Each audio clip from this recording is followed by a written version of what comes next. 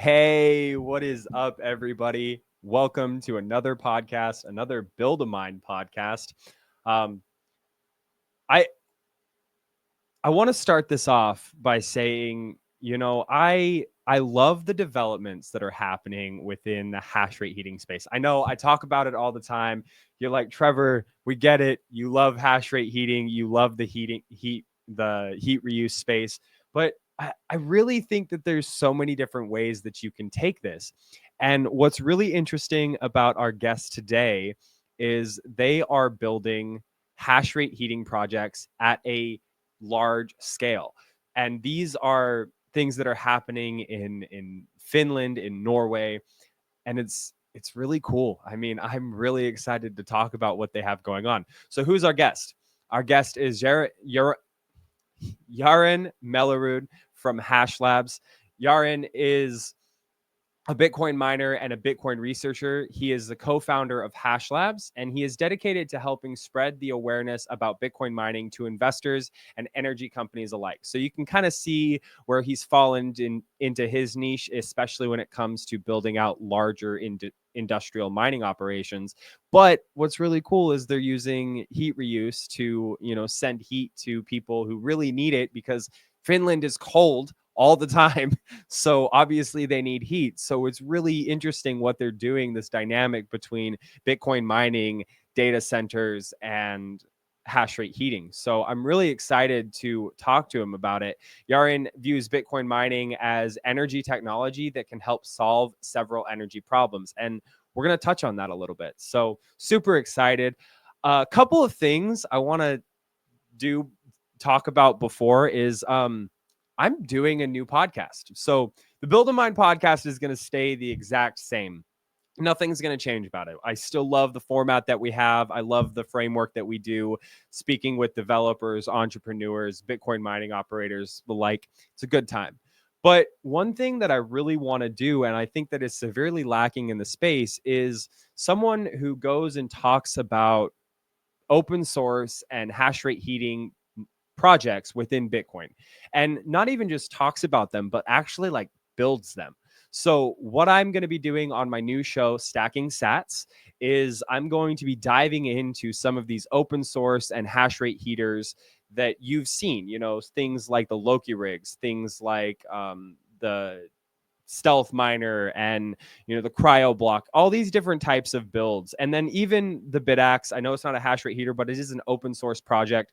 I want to do everything from nodes and hardware wallets to Bitcoin mining heaters, and I just want to do builds. I want to document the entire build process, show you how it can be done from start to finish. So it's going to be a lot of fun. I'm really looking forward to it. I'm hoping that by the time this episode comes out, the first week of episodes will have been put out for that show. It's going to be a little bit different. So there'll be segments. The first segment, will be an introduction to the build and an interview with somebody who's built one. And then the second segment, or the last segment, will be kind of like the actual build out and a data sheet on it as well. So we'll see how that progresses. I'm really looking forward to sharing that with you guys. Again, that is Stacking Sats, and you'll be able to find it on all major podcast platforms. Now, the next thing we have, as always, I want to tell you guys about the Mastermind Club. Join the Mastermind Club, a weekly gathering of Bitcoin miners sharing insights to help you optimize or build your mining business. Our community fosters open discussion and collaboration, connecting you with experts who can help you overcome challenges and find solutions faster.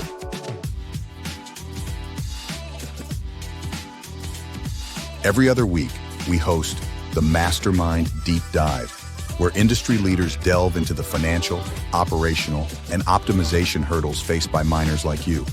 Brought to you by Bitcoin Mining World.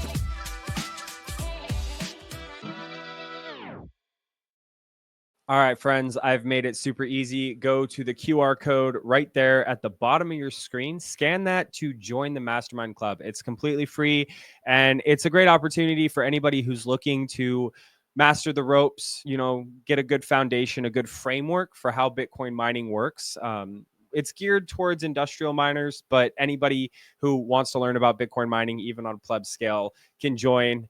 Uh, it's a great place. It's a great community. We're building like-minded community, or we're building a community of like-minded individuals who help and support each other to grow the next generation of Bitcoin miners. So definitely join that if you are curious. The last thing I have to tell you guys about, and we've been talking about it for a little bit now, is the Undermine Heat Punks Summit. This is going on in Denver, February 21st through the 22nd. Now, this event, the link's there on the screen. This event is tailored for anybody who is working or wants to work within the hash rate heating industry. Now, this industry is a burgeoning industry. As you know, we're going to be talking with Jaran today. It's growing, and it's growing quickly. And Yaren's on one end of it, and then I'm on the other end of it. Whereas I'm in my studio, I'm heating my studio with a hash rate heater down here in the corner. Jaran is heating an entire village with Bitcoin miners. So it's so amazing to see this growth and the trajectory of that growth. And what better way to showcase all of the cool projects that are happening than a small little conference. Now, I do know that the conference is selling out very quickly. I'm sure that it might already even be sold out at this point. I think there's only room for about 120 attendees. So make sure you get your tickets, guys. Like they might already be sold out, they might be gone, but we're gonna keep talking about it. I'm really looking forward to this event. I'm gonna be there. It's put on by Tyler Stevens and Cody Harris. It's going to be a great event. I'm really looking forward to it. Brains is going to be there. Altair is going to be there. We've got some people from Lux that are going to be there. Scott 9000 is going to be there. Antoine from 256. We've got Dane from Hash Rate Heating. So many people are going to be there. It's going to be a great time. So definitely go to the link in the bottom of the screen to see if there's any tickets left. It's 100,000 sats. And yeah, come find me. Come say hi. It's going to be a great time. All right, let's bring Jaran up to the stage. Jaran, welcome to the Build a Mind podcast. Thank you. Thank you for having me. Yeah, you know, I'm honored to have you on the show, man. You are doing prolific stuff, and I've had your name thrown across a couple of times. I know you've been on the 256 pod 256 before. You've talked with the guys over there, and you know, this is a different format, but we're gonna talk about all the things that you're doing over at Hash Labs in different parts of the world. So really just want to say thank you for being on the show today. Let's start this off with, you know, giving the audience a little bit of a history of who Jaran is and how you got into Bitcoin mining, and then how that might have led to you to start Hash Labs or co-found Hash Labs. Yeah, sure. So I studied energy management in university, and at the same time, I was very interested in Bitcoin.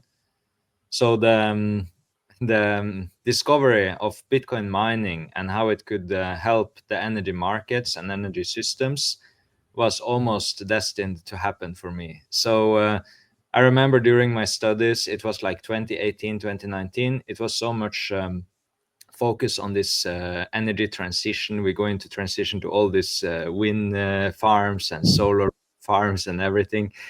And I was already very critical to that. I understood that these windmills would only produce energy when the wind blows, and solar will only produce when the sun shines.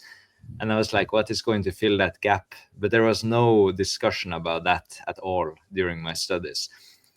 And then I understood that Bitcoin mining could actually help to integrate these technologies. So I saw that there would be a very big demand for Bitcoin mining to basically help solve the problem of overproduction of these new energy technologies like wind and solar. Although wind is not really a new energy technology, but anyways. So at that point, I decided that I have to start working with Bitcoin mining, and I wrote my master thesis about how Bitcoin mining can help integrate wind and solar and stabilize the electric grid. I think I was the first student in Norway, probably in Europe, who wrote the master thesis about it.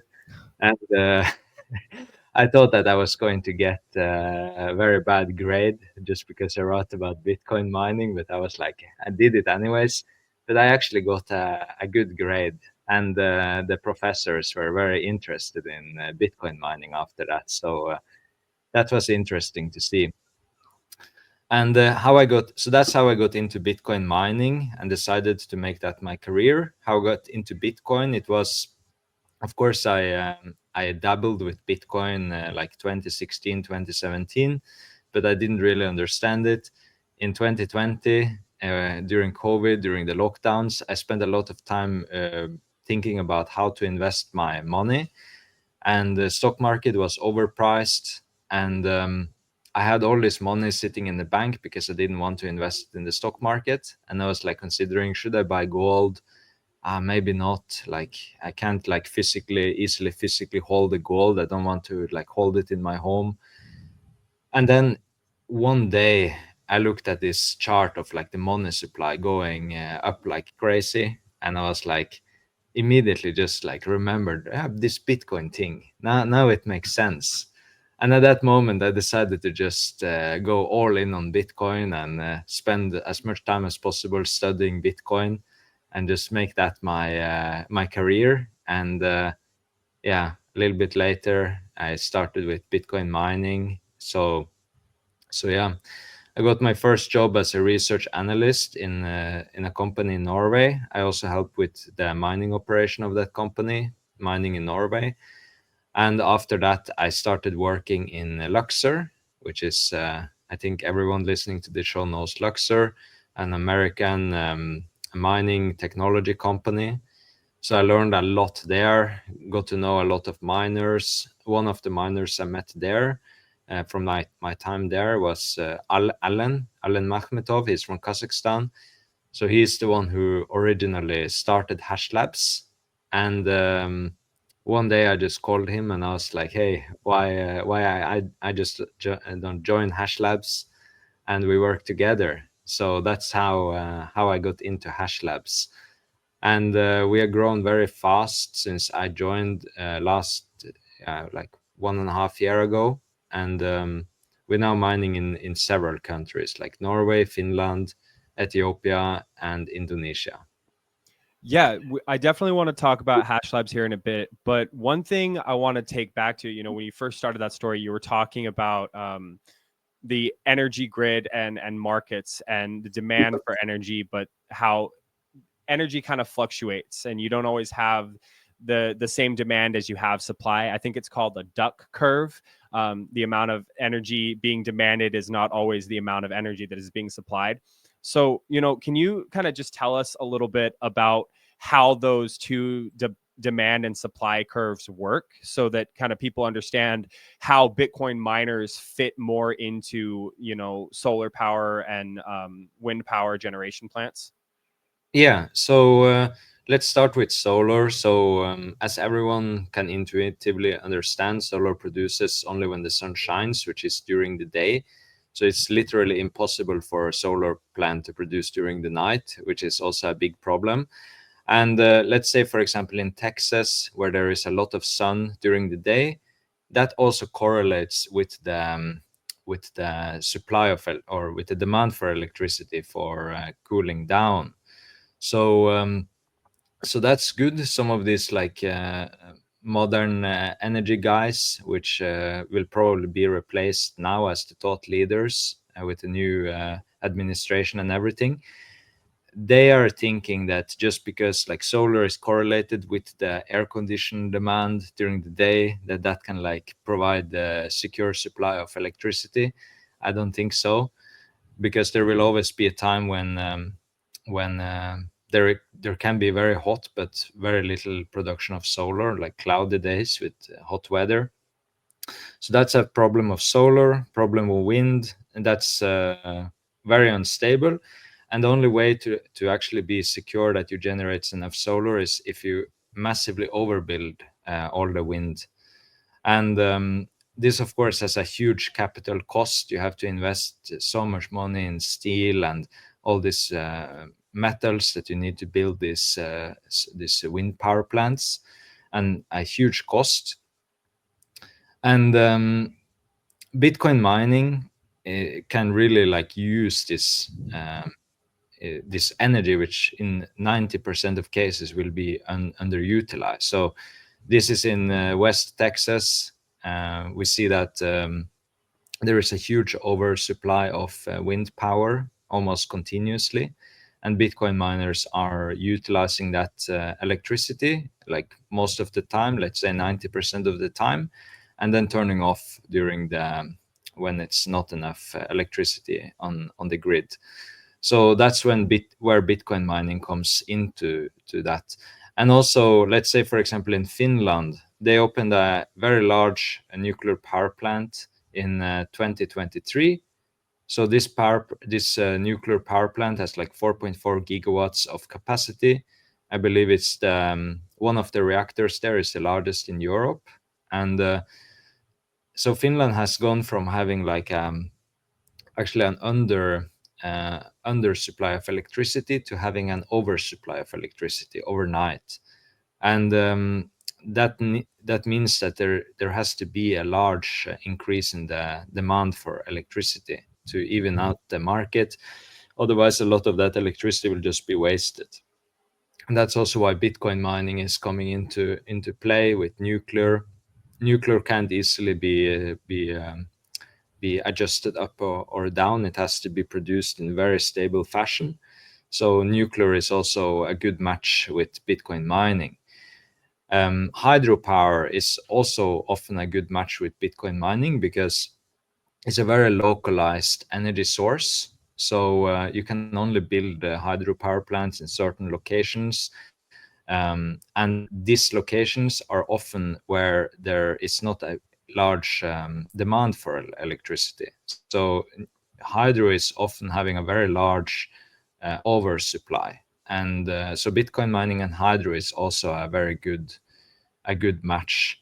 I would say that the only electricity source that Bitcoin mining can't really kind of provide any benefits to or help is natural gas, because natural gas can easily be adjusted up or down.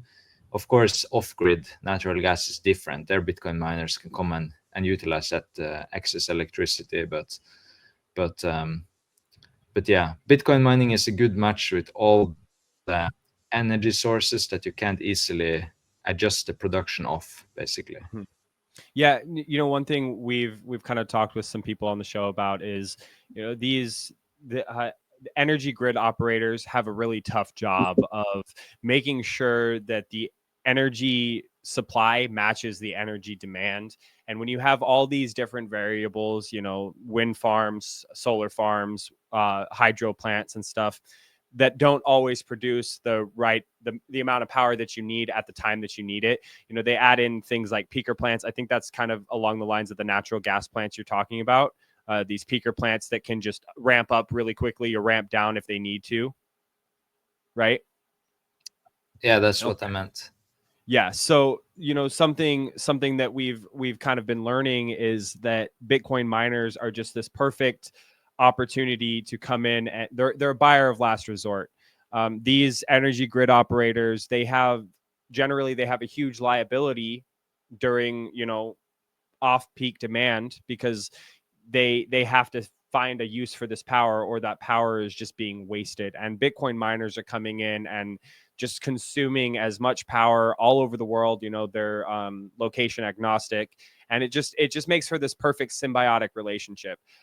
Thank you for highlighting, kind of how that plays in together, because we have some people who are new to the show, and so I think it's important to highlight, how Bitcoin miners are consuming electricity, instead of just, going with the FUD that is being thrown around all the time, was like, oh, energy, Bitcoin miners are going to consume all the energy the world has by 2025. It's like, that's not happening. So I really appreciate that framework for us. I want to dive into, you mentioned Finland and Norway. um, I want to dive into what Hash Labs is doing over there. You guys are running a hash rate heating project. It's an immersion project that is powered by a nuclear site. I don't know if it's the same nuclear site that you were talking about just recently, but it's a Bitcoin mining operation powered by nuclear. So it has abundant amount of energy to be supplied to the miners, but then you're doing something kind of special with that heat. Could you just kind of lay this project out for us? Yeah, so in Finland, since August last year, we have had a pilot project running that's 1.5 megawatt. And that's a module that is placed right next to a district heating site in Finland. And it delivers the hot water from hydro-cooled machines into the district heating plant, which has a tank. And there is mixed with the water generated by the district heating plant.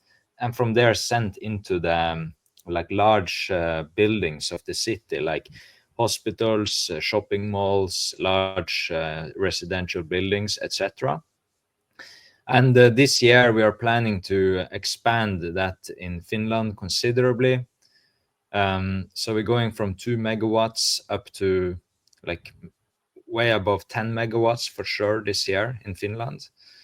And so we will build several sites just like that. So that concept has worked very well, and we have managed to deliver 99% uptime, which is what we need to do to deliver that heat consistently. And we can keep scaling that concept now in Finland. And there is also a large heating market in Norway, Sweden. Like, I'm from Norway, so we can potentially expand there. We also do some heating projects in Norway, just on a much smaller scale. But yeah, that's what we're doing.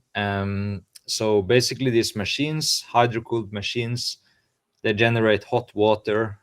We can get the water up to 75 to 80 degrees Celsius. That water is pumped into the district heating site. And the advantage for the district heating site is that they can dramatically reduce their consumption of biomass or other fuels that they previously needed to burn to heat the water. So now a portion of the water is heated only by Bitcoin mining. And like technically, since the heating demand is fluctuating extremely much over the year, like in the summer, even though Finland is a cold country, the heating demand is not that high during the summer. It's in the winter when you see like minus 20 degrees. That's when the heating demand is extremely high. And Bitcoin mining can't really we can't really like turn down the machines during the summer just to produce less hot water, because that is not financially viable for us. So what we're doing is that Bitcoin mining is heating the base load portion of the heating demand throughout the year. And then the district heating plant is providing the flexibility over they take the peaks by burning biomass. So we are not heating like if we're integrated with a district heating plant, we're not producing all the heat, but a portion of the heat. And the reason why the district heating plant wanted to do that in the first place is because they can reduce their consumption of biomass. And ironically, the EU is pressuring them to reduce consumption of biomass, which means that they're more incentive to generate heat by mining Bitcoin. So it's funny how the EU is indirectly incentivizing this to happen, even though they're always very negative toward Bitcoin and mining in other ways. Mm-hmm. So yeah, this is how it technically works. Yeah. So that's awesome. I love how this project, sounds to just like the observer, the outside perspective. What implications does this project have for the residents? Is this lowering residents like electric bills and making it easier for them to, live? Technically, I don't think the residents will see any difference in their heating bills or in the quality of the heating at all. I think it will be exactly the same as before. But over the long term, perhaps the heating bills can be a bit lowered because, of course, the district heating plants are doing this because it improves their economics. Mhm. And this is like a utility, so it's owned by the municipalities. So theoretically, they should be able to pass on this reduced cost in the form of reduced cost to their consumers as well. But these heating markets are like it's like and not will be impacted by one or even 10 of these sites. You need to have, because the district heating market in Finland is very large. It's like I don't even remember the amount of sites, but it's like definitely more than 50, maybe even more than 100. And one or two or three sites will not make a huge change. Mhm. So we need to get much bigger before it starts to impact the citizens' bills. Got you. So they're not really noticing any change, and you're using immersion sites, so they're not they basically don't notice the Bitcoin at all. You just are taking this Bitcoin mining operation and plugging it in addition to what's already going on in the in the heating plant, and it's this ability to there's this ability to scale because you can plug these immersion containers in at each like site individually and send that heat out. So when you're looking at this, what does the scale look like? Let's kind of project this 10 years out. Are you able to bring on 50 megawatts, 100 megawatts? Like, how many megawatts of power generation would you be consuming, and how many like residencies do you think you could, or local municipalities could you theoretically start benefiting from? Yeah, so just a little bit clarification. It's hydro cooled and not immersion. So Oh, okay. we have we have tested out immersion as well, but hydro cooled worked better for us, so we are sticking with that. And yeah, we also have the containers, everything like integrated with hydro. Um, with regards to the capacity potential, so let's say in the Nordic countries like Norway, Sweden, Finland, there is 152 terawatt hours a year of heating demand, and that equals about the same consumption as the entire Bitcoin mining network right now. And if you even that out, it's like 25, around 25 gigawatts. So of course, not all of that can be heated by mining, but let's say 1 or 2 or 3 gigawatts, I'm sure could be heated by mining in the Nordic countries.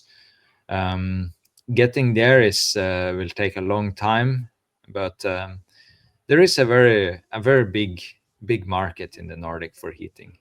Mhm. Do you think that, like, as more, this is the thought going through my head, like as more of these sites start operating, and these site operators, not the Bitcoin miners, but the heating site operators, are like talking to one another and they're noticing what others are doing using the integration of Bitcoin mining, do you think that that could have the ability to like proliferate this whole project? Yes, absolutely, because all these district heating people, they know each other. It's a very like district heating is a very slow and I don't know if I can say old industry, but it's been around for several decades, and these people, they all know each other, and the rumors are spreading very fast. So word to mouth is extremely important, and so yeah, as we do the first project, it's they gave us the chance to do it, and it's worked well, and that's why we now have several more cases coming up. Mm. Can you highlight some of the challenges? let me just frame this a little bit. So, we have similar situations, similar types of district heating, maybe not on a full district, but like buildings are heated with hydronic heat pumps. And there's other scenarios like in colder parts of the United States and um, the northern part of the continent that are heated in similar scenarios. Could you just highlight some of the challenges and roadblocks that you may have faced when building out your initial 1.5 megawatt site, and just kind of give the audience an idea of things that, if they were thinking about building something like this in a situation that would work conducively for them, what are some things to look out for? Yeah, so one thing that has been challenging is like all this the pressure in the pipes throughout the whole district heating system need to be basically in harmony, and if we are doing something to change that pressure, it can be disastrous for the entire system. So it's basically being able to sync our container with the rest of the whole district heating system. So, and another thing is that this is not something you play around with. If you have a Bitcoin mine that is just like a small one, grid connected, um, yeah, there is limited damage you can really do.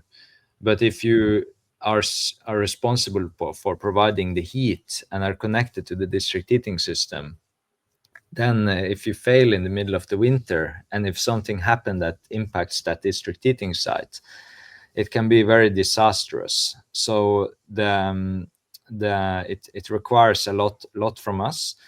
But of course, all of this can be solved through automation systems. So we have a very good automation system that is solving a lot of problems. But of course, in the pilot project, we had some challenges coming up, but we managed to solve them as we go. Mm-hmm. But I would say that the water pressure or the pressure is the biggest challenge to solve. Mm-hmm. Are there any other like major challenges that you've had to overcome? Yeah, there is also being able to produce hot enough water, because some of the district heating plants, actually most of them, they require water at more than 75 to 80 degrees. And most hydro-cooled Bitcoin mining machines can only produce up to 70 degrees. And in that case, you need to use a heat pump to get the water up to the desired level to deliver it into the district heating system at high enough heat. And that will really impact the economics of the whole project, because heat pumps are very expensive. So it makes it much less attractive. But with some of the hydro-cooled machines, you can actually achieve up to 80 degrees, which is quite good, and then you don't need the heat pumps.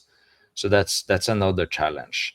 But I believe that over time, more and more machines will be delivered that can actually produce more than 80-degree heat, because the manufacturers like MicroBT particularly are seeing this new market, and they understand that since it's getting more competitive in the ASIC market, they have to being able to differentiate their products to help with different use cases, like using the ASICs as some energy energy system or energy tool basically.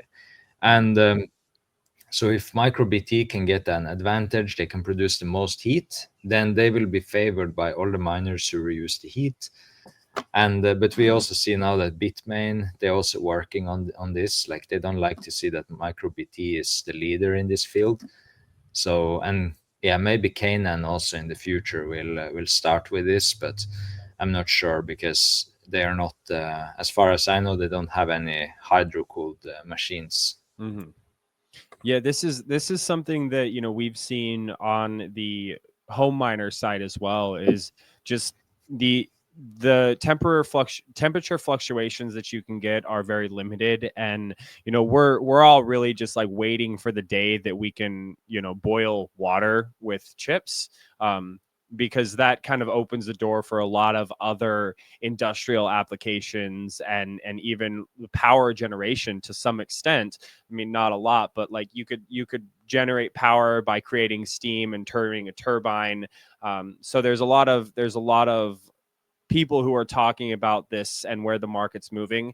And I personally think that, the more that these companies are competing for our business and competing for these markets, we see a lot more innovations coming out. So I am really excited to see where the market moves and where these leaders move in the next 5 to 10 years. It's going to be very interesting to see how that plays out. I want to shift gears a little bit. Let's talk about the Ethiopia site and some of the differences, compare and contrast some of the differences between the Finland site and the Ethiopia site. Obviously, they're in two different parts of the world, two different types of markets, and, regulations may be a little bit different. So just kind of go over the way that the site is working, how is it powered, and then we'll talk about some of the challenges, roadblocks, and all that.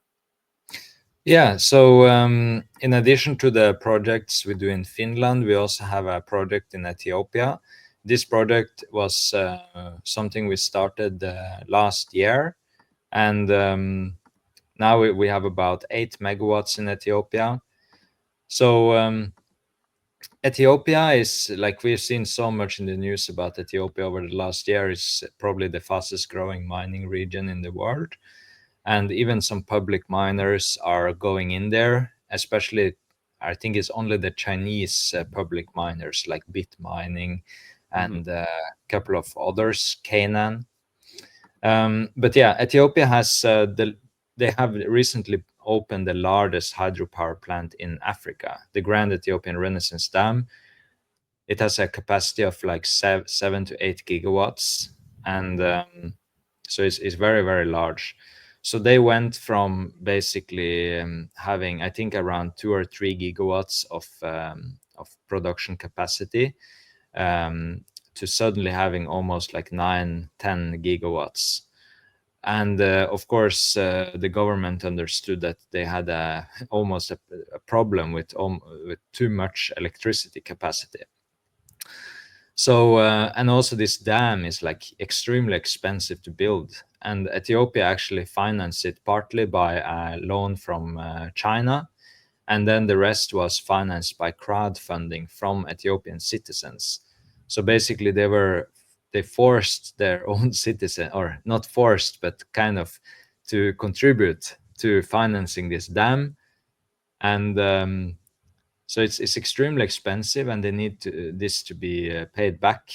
And their initial plan was to just export this electricity to the neighboring countries like South Sudan, Kenya, etc. But of course, these neighboring countries of Ethiopia are not the largest electricity consumers of the world, and they also have a limited amount of they can pay for this electricity because they're not very rich countries.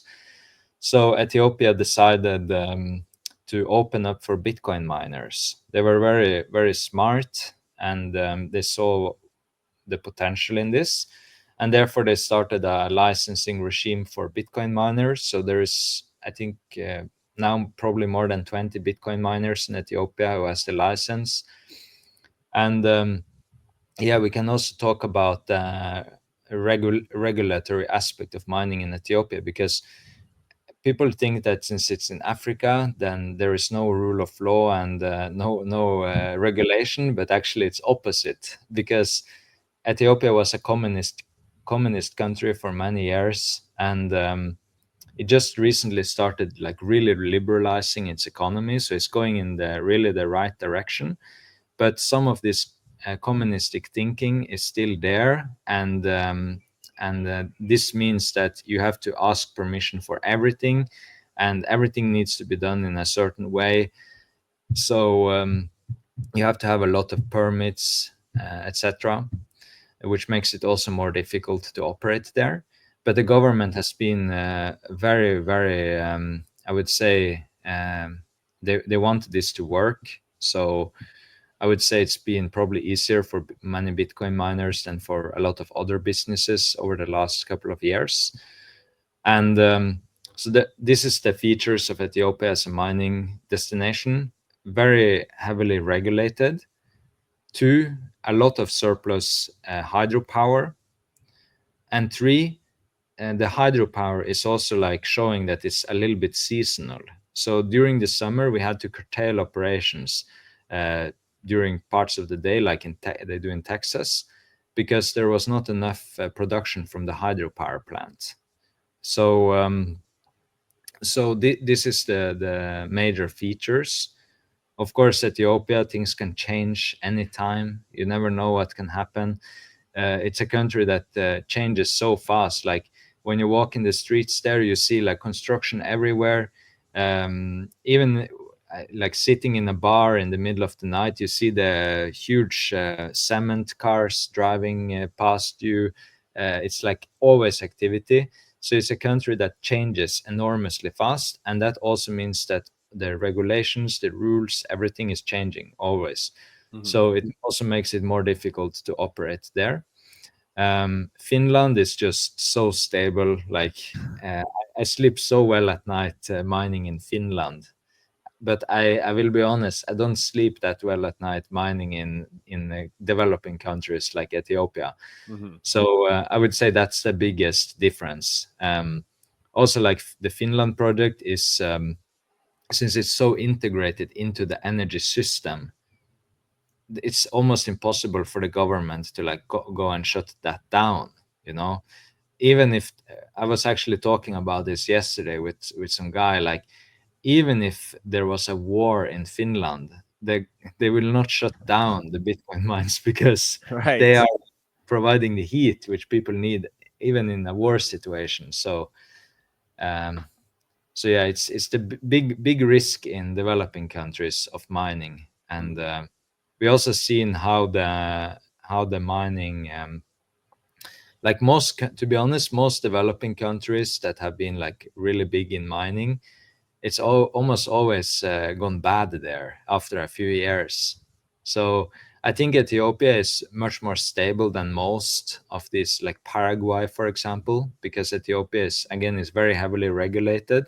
So it will not be some miners will not wreak havoc in the energy system as they did in Paraguay or Kazakhstan.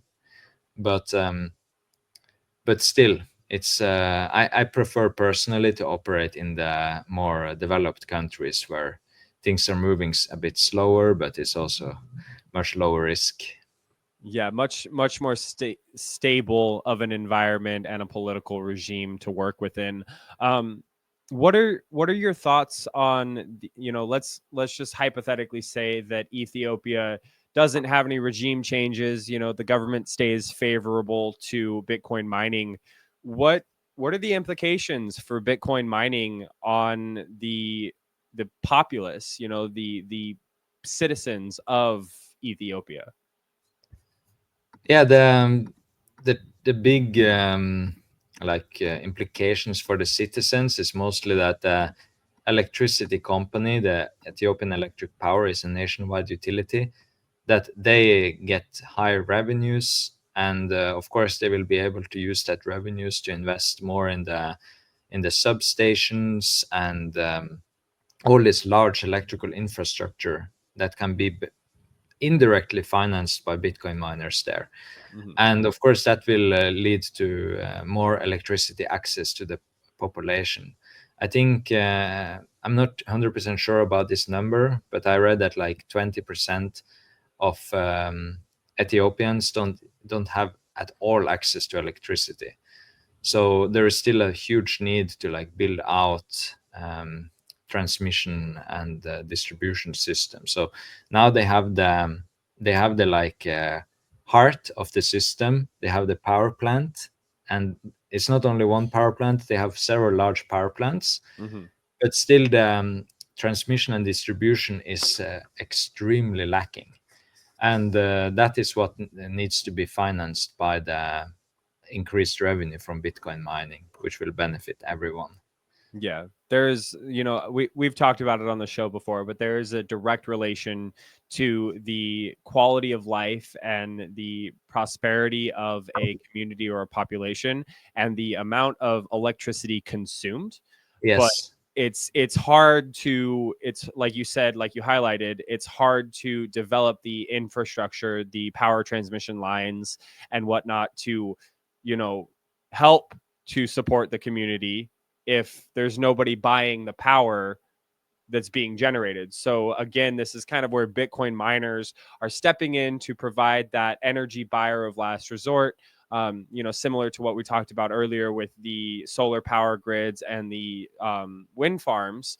But now this huge hydroelectric, you said 7, 8 gigawatts of power, this hydroelectric plant can now sell that power and then reinvest that infrastructure into transmission lines and building up the local economies and the local grids, which, in my eyes, I really do think that, nations, continents like Africa are going to see significant amounts of growth in the next 50 years. Obviously it's going to take a long time for these scenarios to play out and for all of this infrastructure to be built out to where even 50% of the population has access to stable power. But when that happens, I really do believe that we're going to see Africa compete on a scale that we've never seen before, and I really think that that's going to be not only very empowering for the people of Africa, but it's also going to be like a moment in time for the Western civilizations to realize, like, oh, shoot, like we're not the big kid on the block anymore. Because if you look at, like, I haven't got real numbers here, but I'd like to hear your thoughts. If you look at the amount of natural resources and energy that the United States and the West has versus continents like Africa, I would say that Africa probably has magnitudes more resources than, we do over here in North America. Yeah, absolutely. And I agree with you. I think Africa will see a lot of growth. And this will, of course, be driven by development of more energy resources. And as you mentioned, is that prosperity and is directly correlated with amount of energy consumed. This is, I have to tell something a little bit funny from my studies in university energy management. Like 2019, this like green transition thing was like on the peak, and the only I asked the professors, and also in my book, like the book, it was like nothing about how we're going to use how we're going to integrate this solar and wind. The only answer was energy efficiency. Like we're only going to like use less, which basically means you have to use less energy. And I immediately found that very strange, because like GDP is like basically 100% correlated with the amount of energy consumed. So it was this discussion like, can we actually make the GDP uncorrelated with the amount of energy consumed? And I just thought it's like a stupid experiment to even try to make. And but luckily now this whole thing is changing, and energy abundance is again becoming yeah, well, it's becoming like a political strategy again, which is very popular now. And I think this will be good for the whole world. I think we will go into a more a better phase now with this new mindset of energy. And yeah, especially Africa, but also like the Western world. I think we will also build out more and more energy resources soon, like we see in Europe now. Finland is the only country in Europe that has built a nuclear power plant in the 2000s. So, after Chernobyl, and like I think 1986, whole Europe was so afraid of nuclear energy. But Finland, they just like, no, we are doing our own thing. We're still going to build a nuclear power plant, and they did it, and now they can reap the rewards of that, while Mm-hmm. the rest of Europe is almost can't keep their lights on anymore. Mm-hmm. So, but rest of Europe is now seeing that, and nuclear is becoming um, is a big willingness to build more nuclear. I honestly hope that we will also see a willingness to build more fossil fuels also, because in my opinion it's also a necessary part of the energy mix, and it can yeah, of course it has an environmental cost, but I think the benefits of having this energy is far outweighing that cost. And Africa has been hindered to build out this oil and gas and coal resources, and I think that's what they also need to do. But yeah, Bitcoin mining is definitely helping this energy abundance Mm-hmm. come to fruition in the whole world now, which is Yeah, great to see. nobody wants to be, basically what they were saying in that whole Green New Deal stuff that was happening is like, you need to be poorer. Like you need to live less quality lives. And when you break it down that way, nobody wants to live poorly. You know, everybody wants to live abundant lives with lots of electricity to use for lots of different Yes, things. You know, we want to be able to drive our Teslas and turn the lights on and turn the heater on when it's cold out and turn the AC on when it's hot out. Like, we like our refrigerators and all these other things. So when you tell a country like, hey, you got to be poorer, like, that just doesn't jive well. And so, like, I'm with you, I completely agree with that.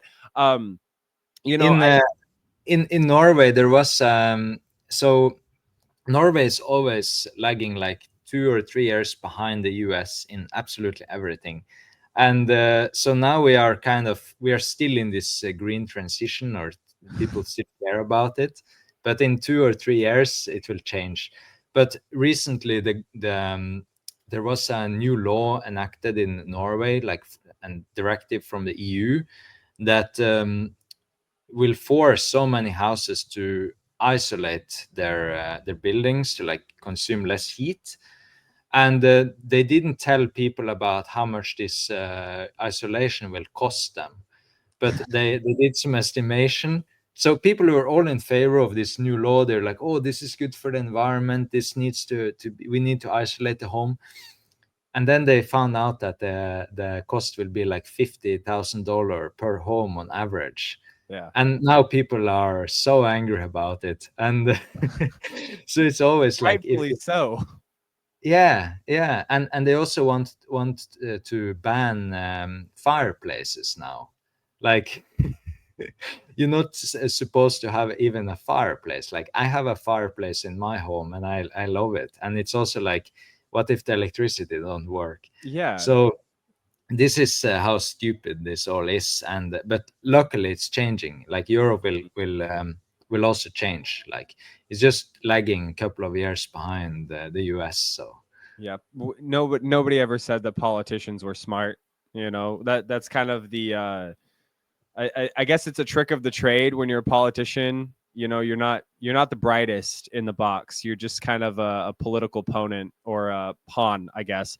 One thing that I want to touch on is, you know, you mentioned nuclear power and how Finland is, you know, the only place that really has built one in the 2000s.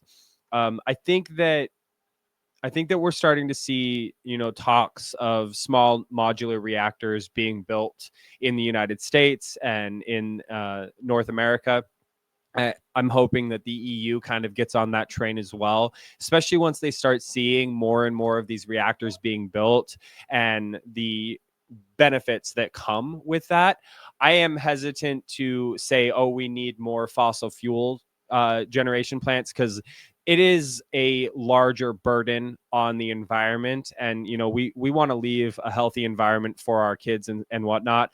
But, you know, when you think about it, I mean, drill baby drill is what Trump says. You know, there is this massive need for fossil fuels and for hydrocarbons that oil and gas can like readily, like they can provide. And so it's a lot easier to spin up a fossil fuel generation plant than it is to spin up a nuclear reactor. So I mean, there is this kind of like trade-off of like speed versus like energy efficiency versus detriment to the environment. Yeah, it's like this peak oil theory that oil consumption will like peak in a certain year, and uh, and I think that will happen one day, just because nuclear is cheaper and better, but it will take a lot of time. Probably, I have no idea, but in the politicians in the EU and elsewhere who led this green transition, they were like thinking that peak oil will be like 2030. It's way too early. Like it Uh-huh. needs to happen much later. Yeah. I completely agree.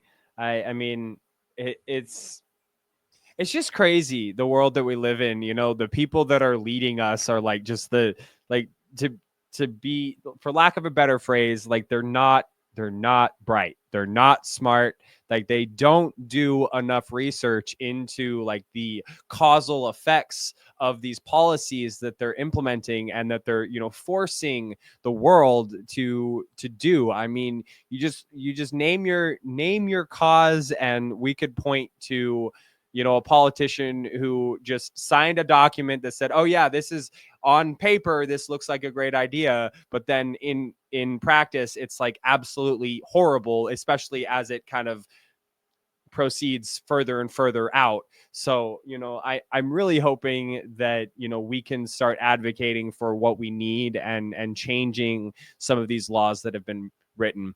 um I want to, you know, we're going to start wrapping up here. I want to ask you a couple of questions, you know, just based on your experience in the mining sector. Um, how do you see Bitcoin mining changing in the next, you know, 5 to 10 years? Yeah, I think the biggest change will be that Bitcoin miners will have to integrate with energy systems and provide some direct benefits to the energy systems they are in. Um, and the reason for that is very simple. If you can provide a benefit to the system you are in, you can theoretically, that benefit is worth something. So it should allow you to achieve lower costs, either in the form of heat payments for the waste heat, or demand response payments that you help stabilize the grid. So I also think that Bitcoin mining sites will be smaller, and I don't think we will have these giant sites in Texas like 500 megawatts or 1 gigawatt. I think there is a constraint on the um, scale where you achieve the maximum economics of scale. Mm-hmm. I don't know where that is. Maybe 50 megawatts or something like that. But I definitely don't think 500 megawatts gives you so much more economics of scale than 50 megawatts. Are Maybe you even are you less. familiar with Bob Burnett? Yes, yes, I know Bob Burnett, and I'm a big fan of him. Yeah, I'm a big fan of him too. And his story of the rabbits, horses, and elephants, you know, really hits home. And I think as more people realize that it is faster, easier, and more stable to build a horse class site than it is to build an elephant class site, we're going to see a lot more of these popping up. And I think we really already are. I mean, there's only a couple of companies that are building these giant, you know, 100 megawatt, 200, 500, a gigawatt facility. A lot of people are sticking to these 1 to 5 and 5 to 20 megawatt sites. Yeah, exactly. So yeah, this is one change. It will be smaller facilities, very closely integrated with the energy system that they can help to solve some energy problems. I also think the pool landscape will change. I think the full paper share model will disappear. And Mm-hmm. if you're interested in reading about that, Alejandro de la Torre from Demand Pool, he wrote a very good Twitter thread about that recently. So go and read that. Um, I think also Bitcoin mining will be financialized, so there will be. I think the hosting model will not be as prominent anymore. And I think that instead of like buying directly the machines that you're hosting, you instead just buy the hash rate directly, and you get hash rate with like 100% uptime, no problems.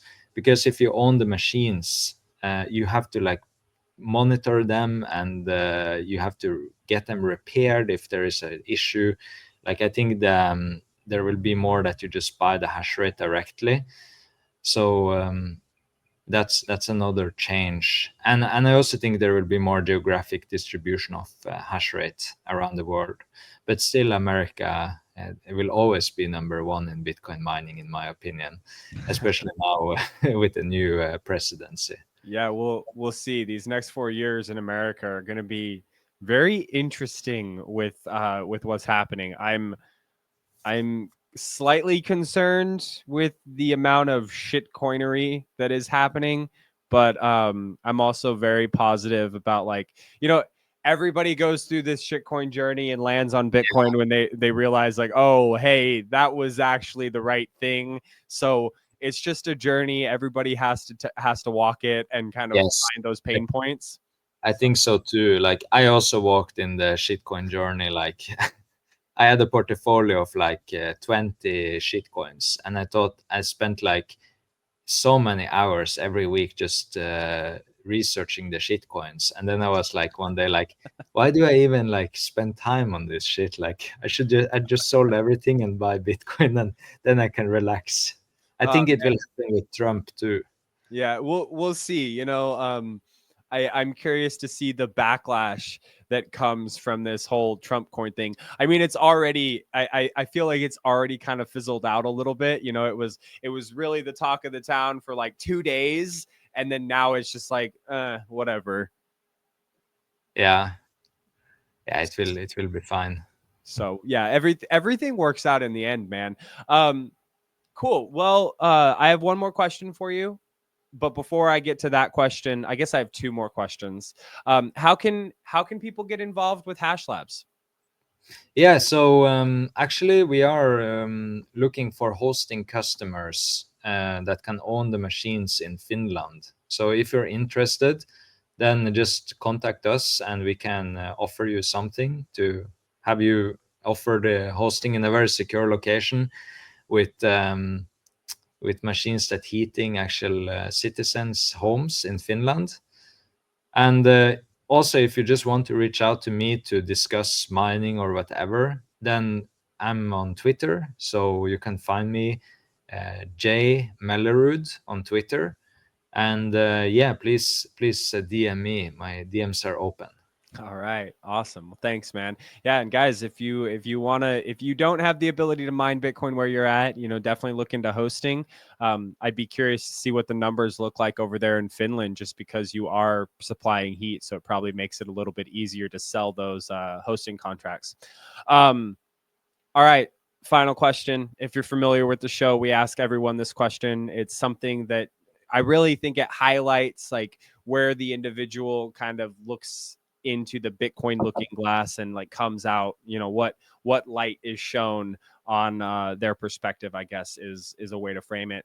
So, Jaran, what does Bitcoin mean to you? To me, Bitcoin meaning I would say two things. One is innovation. So I really like that there is so much potential in Bitcoin and so many ways you can use it that probably we haven't even discovered yet. So, for example, Hash Labs, we use BTC Pay Server to accept Bitcoin payments, and it's so easy and it's completely 0% in transaction fees. Like normally, when you use, for example, Stripe is like 3% transaction fees. So Bitcoin allows you to go directly to the merchant and surpass all these fees.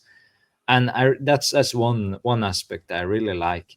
Um, the other, how it benefits me personally, Bitcoin, is that it gives me a possibility to a savings mechanism where I can just sleep very well at night. Even if it fluctuates in price right now, I know that I still have, if I have one Bitcoin, I have one Bitcoin, and no one can really take it from me. I don't have to worry about how it's custodied if you spend some time to learn it. If I own, let's say, gold, I have to worry about counterparty risk. Who is holding that gold for me? And also, I probably will have to even pay fees every year for someone to store that gold for me, which will destroy the value over many, many years. So it's the savings technology which I'm really much grateful to have, and it's also the innovation aspect on how it can enable you to like save on fees and enable people to accept payments that maybe don't have access to the banking system. So it's these two aspects I really like about Bitcoin. Yeah, absolutely. I think the innovation side of it is something that is not only just really great, but it's something that's massively needed throughout the world. We need innovation to drive economic prosperity for all people around the entire world. For too long, people closest to the money printer have taken advantage of people who are not as close to the money printer, and this has really destroyed innovation. It's really destroyed prosperity. It's destroyed people's hope.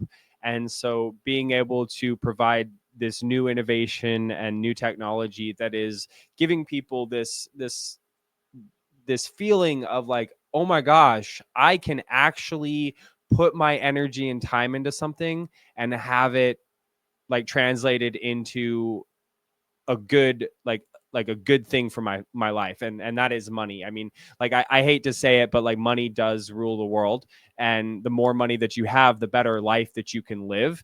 Or and maybe it's not the more money that you have, but the more access to value that you have, the better you can live. And that's really what all people want, is just to be able to live comfortably and not have to struggle so much. And so I think that's a great perspective, Yaron. It's I would like to give one concrete example about that, because like I'm Norwegian. Even if I didn't discover Bitcoin, I would still have like kind of decent ways to save. I Mhm. could have bought a house or stocks or whatever, which is of course inferior to Bitcoin, but it's still not a bad way to save.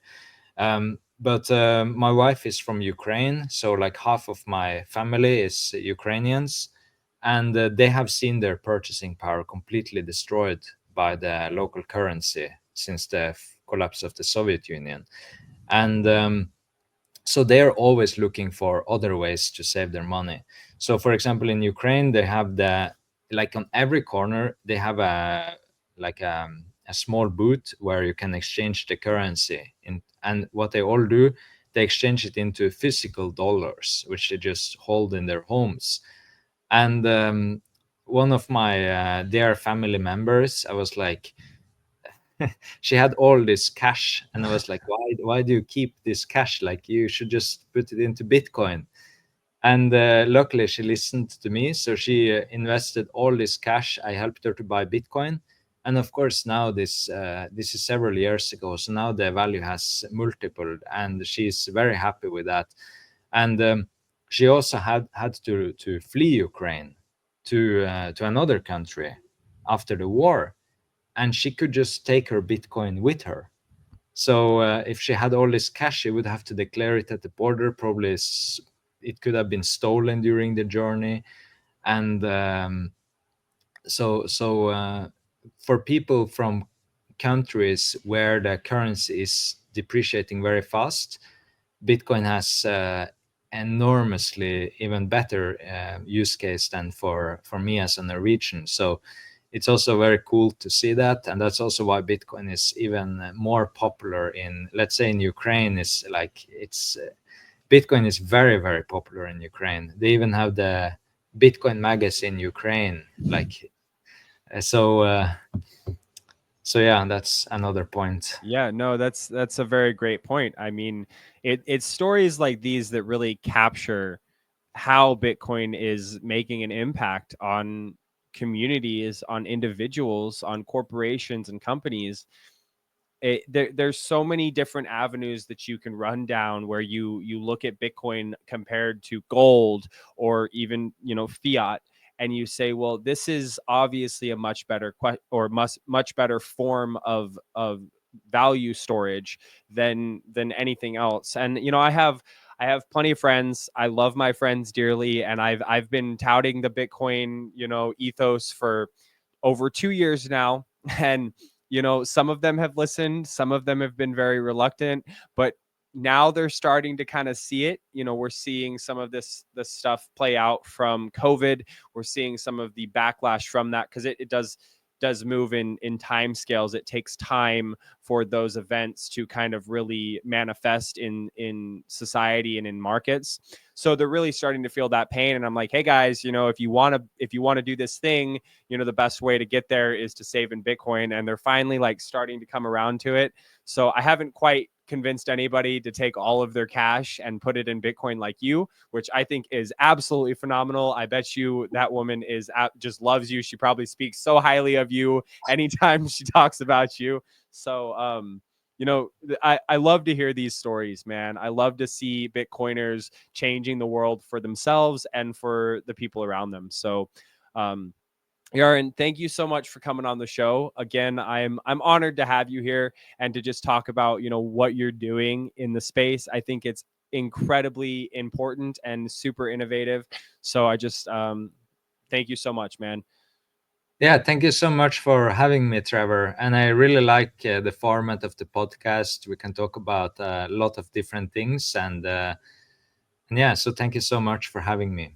Yeah, awesome, man. Well, maybe we'll get you back on in you know, a couple of months, or you know, a year or so, after some things have kind of played out. We can see where Hash Labs is at, and you know, what projects Yeah, have progressed. So absolutely. I would love to. awesome. Well, thanks so much, man. All right, guys, this has been the Build a Mind podcast. You know what to do. If you like this episode, please like, comment, share it out, share the orange signal. Don't share shitcoin content, you know, like Simply Bitcoin always says. Um, all the good stuff. Check out my new podcast if you haven't. I'm hoping to have the first episode out by the time this is out. So check out Stacking Sats. Let me know what you guys think of this episode, or this podcast, and that podcast. I really appreciate everybody who's tuning in, and we will see you guys next time on the Build a Mind podcast.